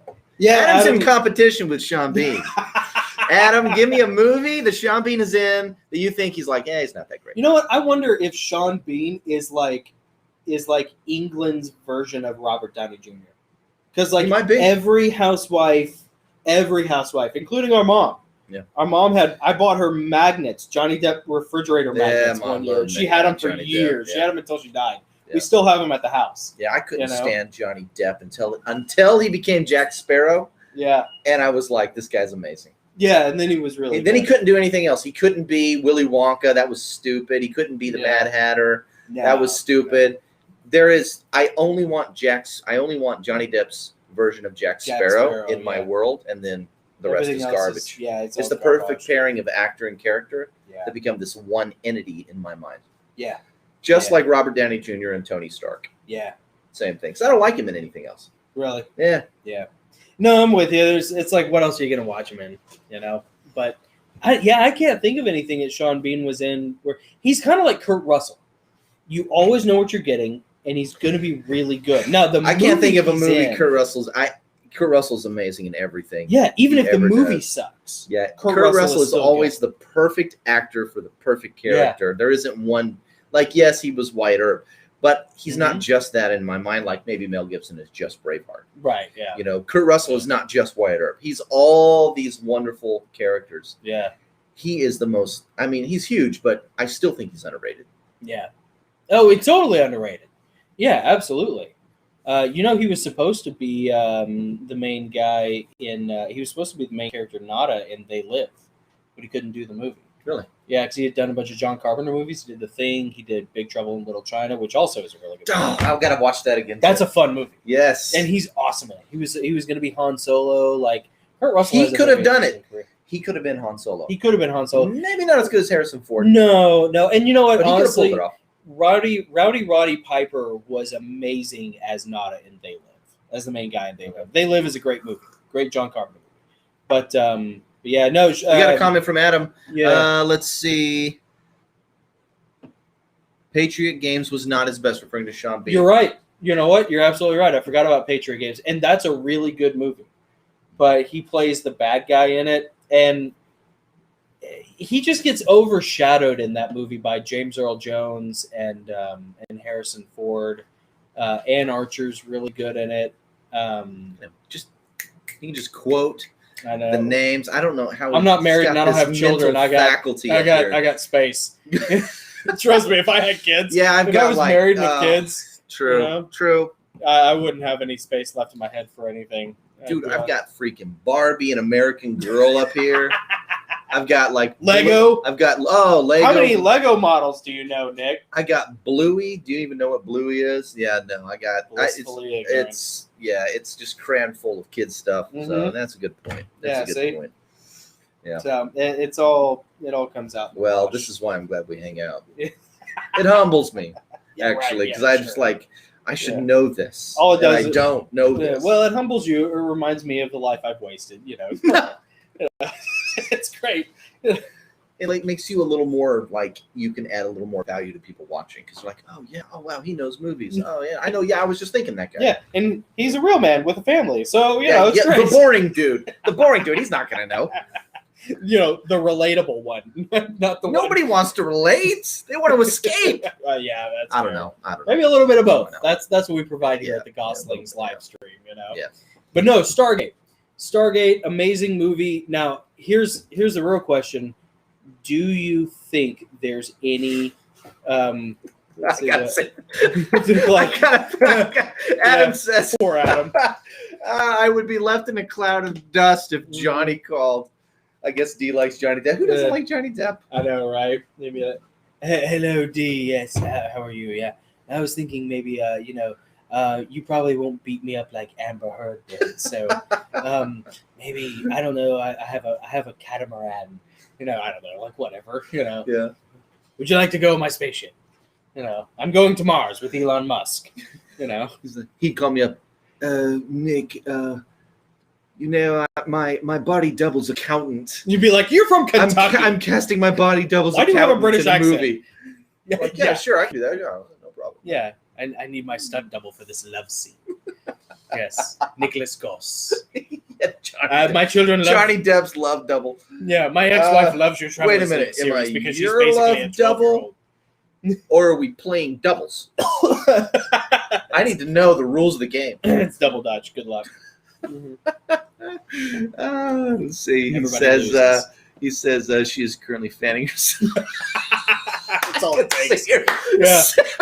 Yeah, poor D's got the vapors now because of Nina. If you're still, I don't even know if Nina's still watching. She probably isn't. But Nina, if you're still watching, what's your Johnny Depp? I'd be curious. That's great. If you don't say Jonathan Goss, I'm done. I hope Nina's still. I hope Nina's still watching. I don't know if she is. While we're waiting for her, whatever. Adam says, I'm a dead man very shortly. That's right, Adam. We'll put you in the witness protection program. You come over here, you'll be okay. We'll vouch for you. And to follow that up, D says he, meaning Johnny Depp, used to have a house near to us. Did he really? Oh. He had some property here in Tennessee too. It's so bizarre, right? I wonder why. How do you know that, D? Yeah, interesting. Yeah. And speaking of celebrity crushes, Jimmy Fallon apparently has, and his buddy, the superstar singer guy, Justin Timberlake. Oh yeah. They also have houses nearby. Nicole Kidman in Williamson County here in Franklin, and Nicole Kidman. They're all moving here. And dude, Rihanna would leave me for Jimmy Fallon. My wife would leave me for Jimmy Fallon. Really? Yes, for Jimmy Fallon.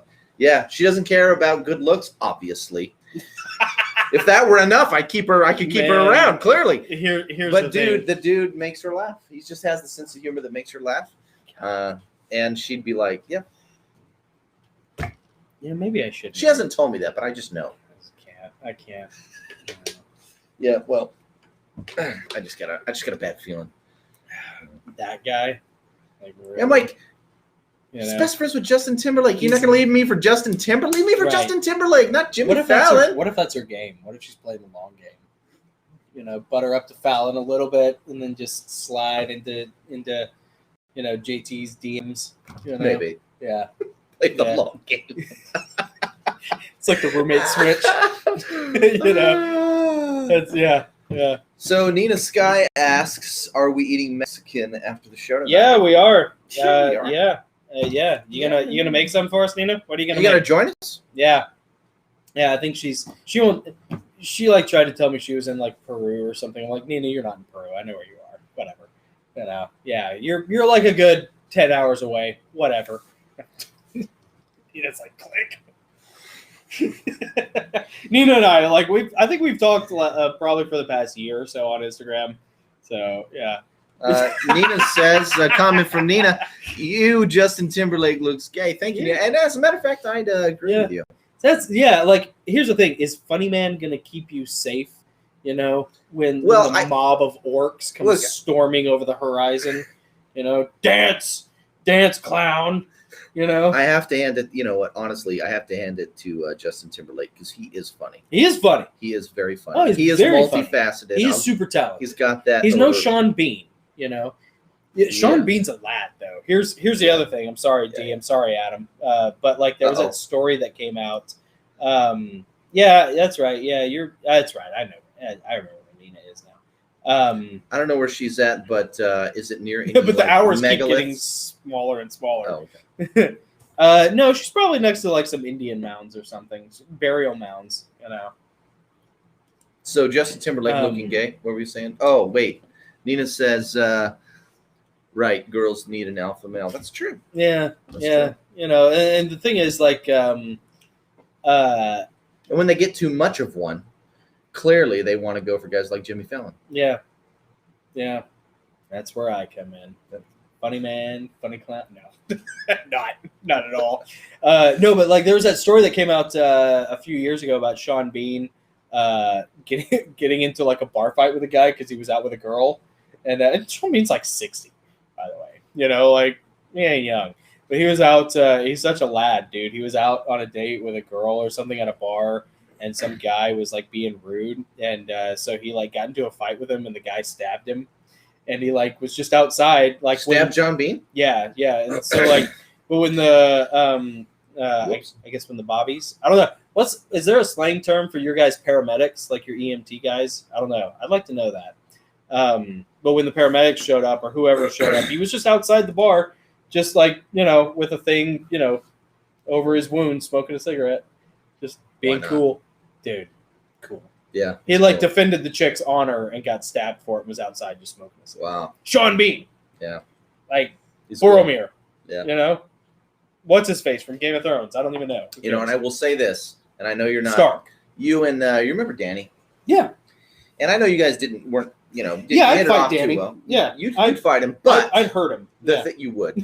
But the thing you guys have in common Look me up. Doors unlocked. But you both love Sean Bean. You both admire him. Oh yeah, well, cool Danny and I are we're too similar, but there's an ego issue that kept us apart. Similar people like that. Yeah, they can't. They can't. Yeah, you can't. There can only be one in that pool. Yeah, and you know what? And that's something that I try to remember. I try to remember it in a multitude of environments. There's a really great quote about that. It's very humbling. It's a C.S. Lewis quote. It says, no two egos can exist in the same room. And it just is like, that makes you stop and think. Like, what am I reacting to? What is it inside of me?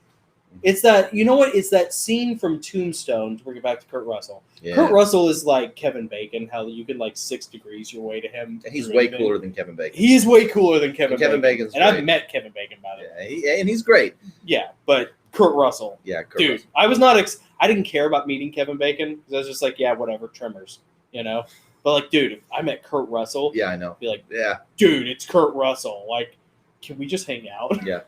Will you adopt me? But there's that scene from Tombstone where Val Kilmer, as Doc Holliday meets Ringo. Yeah. Johnny Ringo. Yeah, Johnny Ringo. Played by Sean Bean, or not Sean Bean, Michael Bean.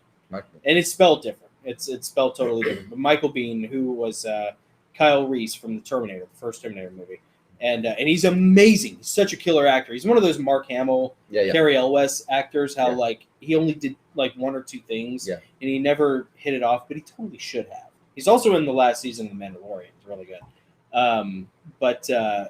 But anyways, so that scene in the saloon. In the saloon when they meet each other. Doc Holliday's drunk playing cards. Yeah, and he's just like, he reminds me of me. Johnny Ringo. Looks like somebody just walked over your grave. And he talks about over your grave. Yeah. And he talks about how he reminds me of somebody. Oh, he reminds me of me. Yep, I'm sure of it. I hate him. And that is there is a self-reflective thing, you know. Now, in Danny's case, Danny had a very large ego, and he was very insecure about it. And so I had accidentally stepped on his toes in a couple of areas that made him mad in ways that are comically pathetic to where, I don't respect him. So, whatever, Yeah. But, yeah, door's unlocked, buddy. Anytime you want to settle up, well, you come find me. What was that, 20 years ago? Mm-hmm. People change. I don't get over things. Look, I wrote 7 novels because Carla Davis broke my heart. You think I'm going to get over Danny Baker? No. Oh, let's not talk about Carla. Yeah, it's all right. I only spent $10,000 in therapy on that one, but I did get some books out of it. So that's true. Yeah, see, there's nothing like a wound. Yeah. To fuel your writing. Yeah, beauty from ashes, baby. Yeah. You can really use your pain. So. That might be the only thing writers get out of this podcast. It's I should go get my heart broken. I mean, look, you don't have to look for tragedy because tragedy will find you at some point in your life. And but you can use it. You absolutely can use it. So let's see. That's a Northern Man for you. Hard as nails. Yeah. Yeah. That's a Northern Man. I can hear it in an accent. That's a Northern Man for you. Hard as nails. And then her husband says, that's what she said. Followed up a couple comments later by, I'm even in more trouble now. That's so great. Adam, you're the best. Adam and Dee are so awesome. Love it. You imagine hanging out with them for a weekend and just hanging out, having tea. Yeah. That'd be great. Yeah. That'd be great. Looking for UFOs in the airfield. Man. Go to that hot spot near the airfield, near the RAF base. Yeah, RAF, right? Looking for the demon vehicles, Man, little demon chariots. Yeah, that report should be coming out soon. It's already been shared with the intelligence committee. They just haven't made it public yet.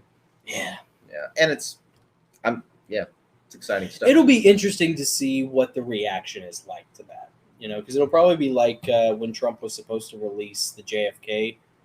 Stuff, and even that was heavily redacted, and that's how we kind of knew that we were doomed. That there's no one there should fighting be zero for redactions in those reports. There should be zero redactions. There should be a lot of things. I hate that.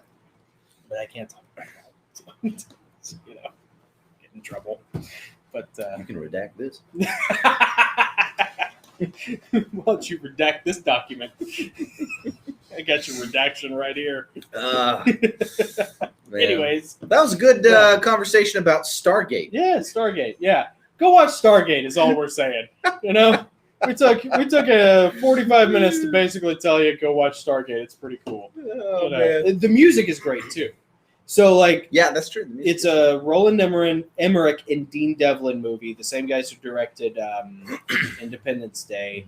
They directed some other stuff too, but after that, those were their two best ones.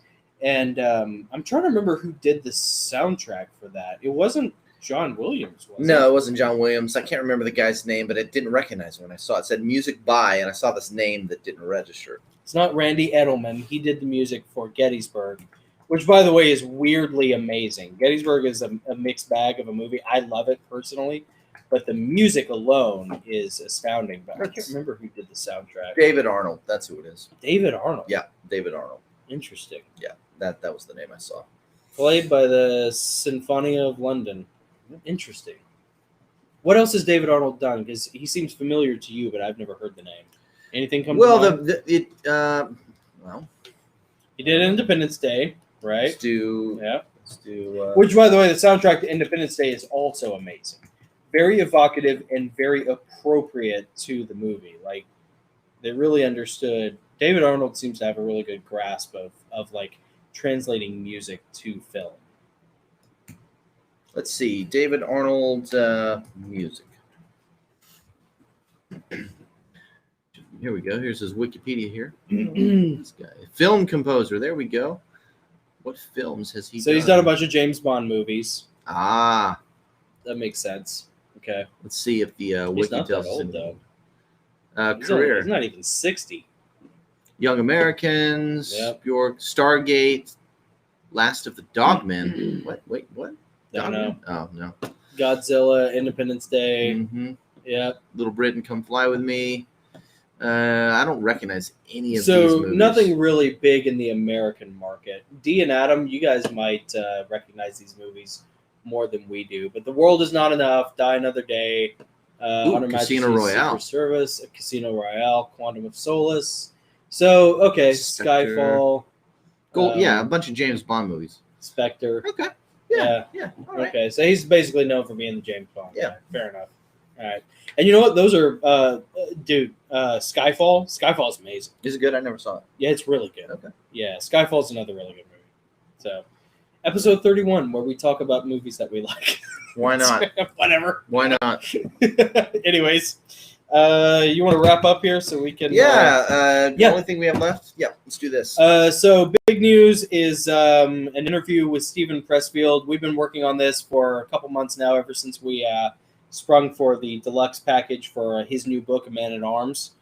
Stephen Pressfield is the most influential writer in my life and a heavily influential writer in Nick's life.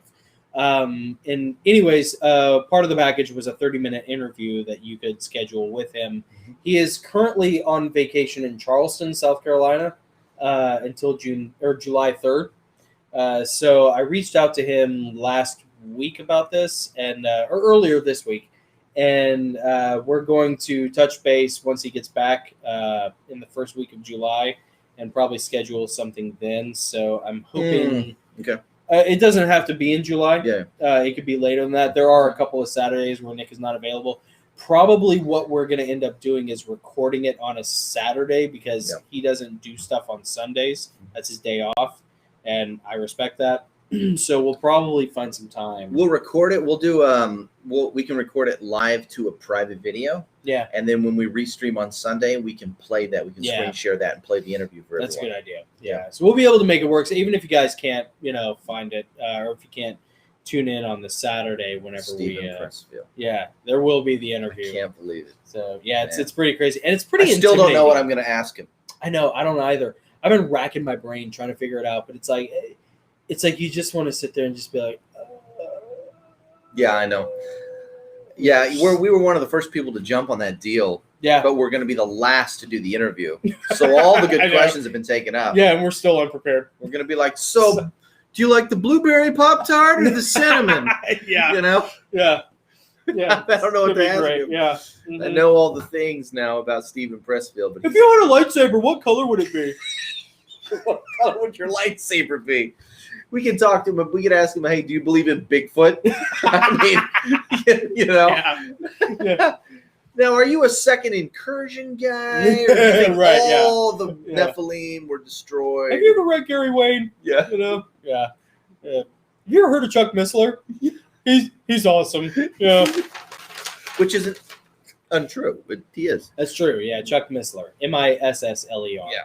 Gotta check out Chuck Missler. Or just watch Blurry Creatures. Or listen to Blurry Creatures. Dude, I have been macking out on some episodes of Blurry Creatures. Have you really? Fantastic. They had Gary Wayne on as a guest. Really? Yeah. I gotta find Like everyone I can think of in that whole space, they've already interviewed. Oh my God. They're only on episode 46. Those guys are like us, but they're doing it right. Yeah, exactly.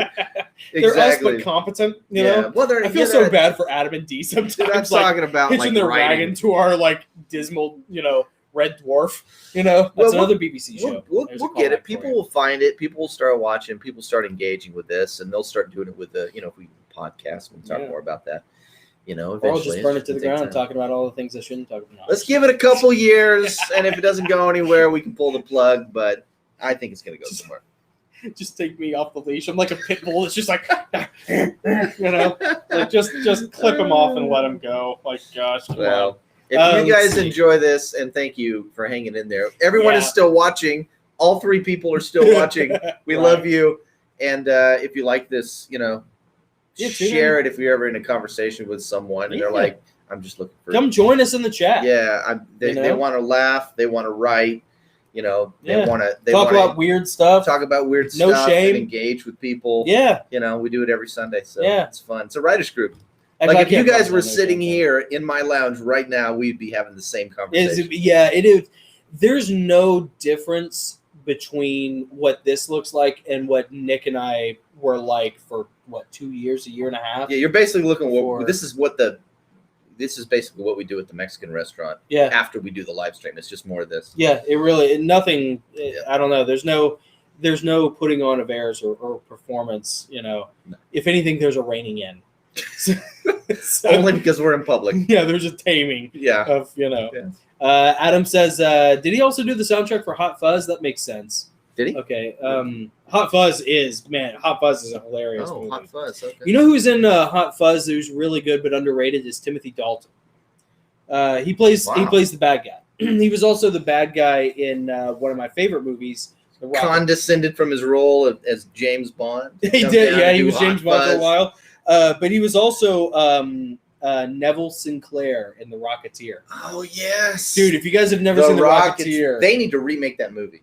That's such a good movie. They need to remake that movie. Yeah, I say they need to remake it. When it came holds up, though. It was cool at the time because like a jetpack was like a new thing. Yeah. It was basically like Iron Man, the first version of Iron Man. It was. And, you know what? It was directed by the same guy who did the first Captain America movie. I'm not surprised. The music in that can't be beat. Yeah. Like I go to when we went to Disney a couple years ago, we walked into Epcot.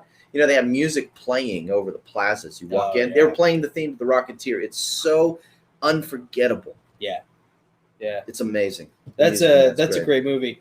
And again, kind of the same deal. Like, that actor never really went. He's a total Mark Hamill actor. Yeah. But he's amazing as the Rocketeer. Yeah. He looks like the dude from The Office. Not The Office. Office Space.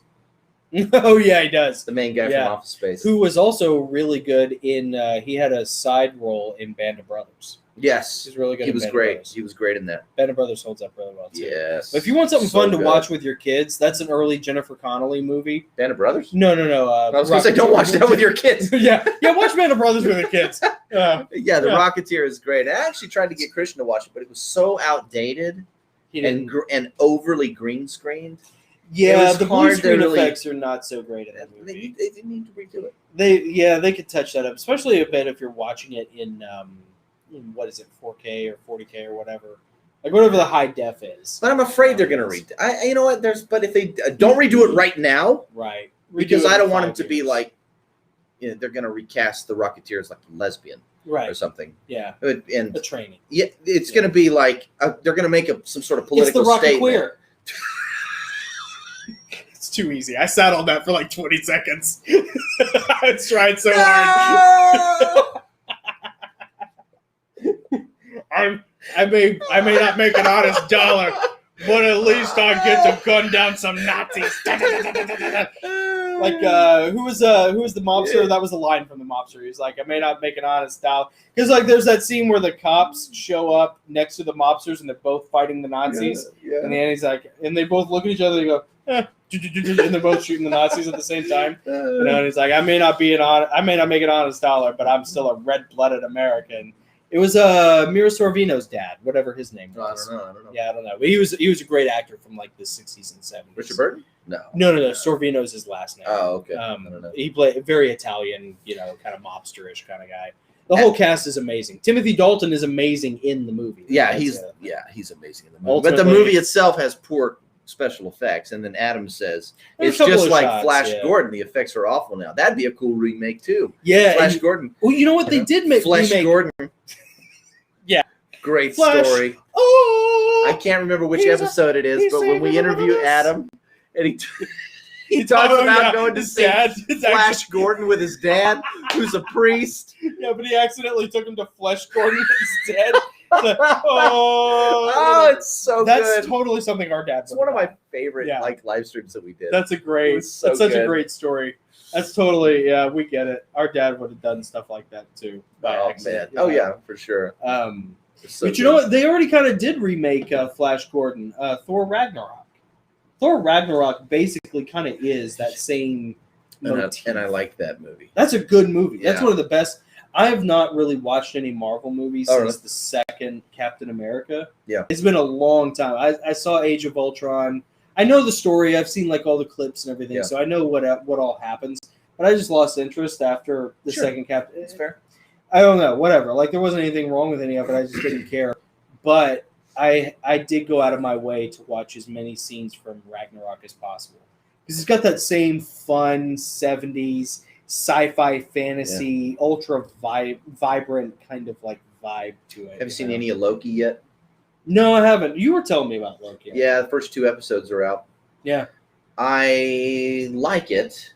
Yeah. I'm a little... I don't know what direction they're going to go with it. Like, I don't know if they're going to start, like, being kind of political.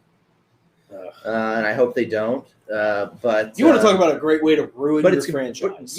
But if you like that weird, odd, stuck in the 70s kind of vibe, it's there. Yeah. It's really cool, some of the things they do. And we watched WandaVision, too. Yeah. All in a weekend. The kids couldn't get in it. They loved WandaVision. You know? Yeah. So that was fun. Well, that's the aesthetic appeal of that movie series, The Kingsman. With I can't remember Adam and D. You'll have to help me out with The Kingsman. Ben Kingsley in that? Ben Kingsley might be in it. It's Colin Firth, I think, Colin Firth, right? Is the main guy in the movie, and then there's some kid. There's some young guy. When I say the words Colin Firth, does Dee start fanning herself?